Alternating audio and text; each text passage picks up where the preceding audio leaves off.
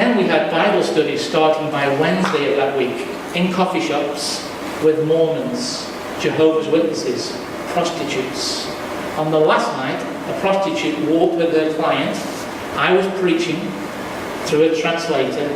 I saw her with a guy. They were walking that way. She stopped. She listened.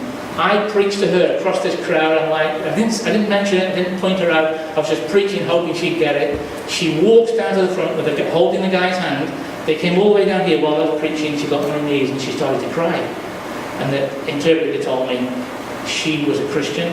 She was going to a Pentecostal church, got into difficulty, got thrown out by her father a year ago, and her life has descended this far. Not only did she get right with God that night, but the guy she was with, the married man, he's crying, and he gets right with God. Now here's the issue. Do you think it's possible that we've lowered our sights, we've lowered our level of expectations? Maybe the kingdom of God can be stronger than what we're really experiencing. Now here's the issue. I said to you at the beginning, it's an unfair example. Because when you go on a trip like that, you have vision, you're praying, you're in the Bible, you're calling each other, you're Facebooking each other, you're encouraging each other. That's what I think local church should be. Yeah. It should be like that all the time. I'm not saying there are days when it won't be mundane, it won't be difficult, but there's something about having a group of people with a vision, empowered with the kingdom of God, or the kingdom of heaven, and stuff happening around them.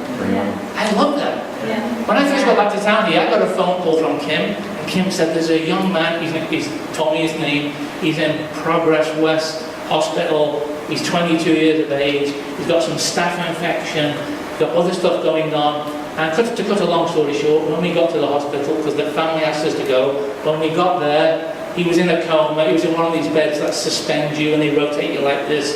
And I'll be honest, I walked in and I thought, oh, this is another tough one.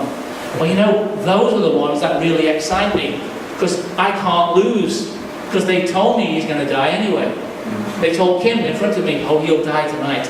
The first 4 times we went to pray for him, they either said to us, he nearly died last night, or he's going to die tonight, and they were always crying. And we remember praying with him, putting a hand on his face. He didn't care, he was in a coma. Putting a hand on his face, praying for him. I know it's a bit weird, but we did that. The family didn't care, they'd given up hope. And then I went on a trip to England and I got an email from Kim saying, hey, he got discharged. And recently the family, they had a bereavement. Kim's nephew, Kitty's son, he had a tragic accident. I go to the visitation, and guess who's there, weighing 100 pounds more than last time I saw him? The guy who was in the suspended bed. See, the kingdom of God, he wants to express it. He wants to express his kingdom. He wants his life to come, doesn't he? Yeah. So remember that as I just take you for a moment into Acts chapter 6. And I'll only be 2 more hours, I promise you. And I won't do that.